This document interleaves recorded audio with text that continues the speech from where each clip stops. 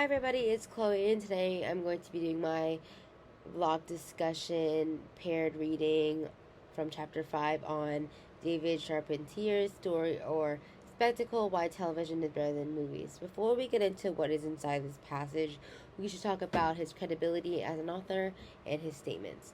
So, David Charpentier has a BA in Computer Graphics and Information Science from the University of Rhode Island, an MA in Architecture from the University of North Carolina, and lastly, an MFA in Film Production from Boston University. He is also a filmmaker, a designer, and a columnist. He believes that contemporary television is better than movies because of the series format, and it's better for showcasing the growth of multiple characters that are introduced in those TV shows. In the passage, he talks about how people are more accustomed to movies rather than TV shows, but that's slowly coming to a change. He also talks about the past of television and how movies were first created and then television came along from HBO Max when they released The Sopranos. People decided that they loved marathon viewings, which is great for binge watchers, and all of a sudden television changed. Despite movies being more advanced in production values, artistry, and event status.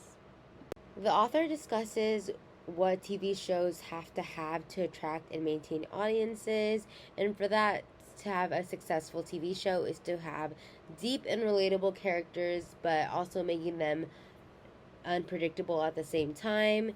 The storyline of a character and how they improve and the hardships in their life and how they overcome those is very attracting and appealing to the average watchers as they relate to those experiences of going through hardships and problem solving and how to get out of those situations. So that is the reason why most people like TV shows and binge watching. They like seeing the problem and how it slowly comes to conclusion and how this character has changed and how it has advanced their personality or their skills or their mindset. People also really like TV shows because of the difference between, or the refuge between reality and drama. People use certain different types of aspects as a refuge to escape their reality, and I feel like people really like watching TV shows that really show people who have like two lives, like one that lives an ordinary life and an extraordinary life, so like a two personality type of things. And it feels like it feels really relatable because everyone who's watching probably has an ordinary life, but they want to live an extraordinary life and be famous or be a superhero or change the world somehow without it affecting their real life. The author really emphasizes why characters are very appealing to the audience, and for example, he included in the passage, he quoted, "On Breaking Bad, for example, Walt's dealings with the meth trade have brought to the forefront his bitterness and need for control. He sees the type of authority many of us wish we had, yet he's also involved in the situation we're happy not to be in life.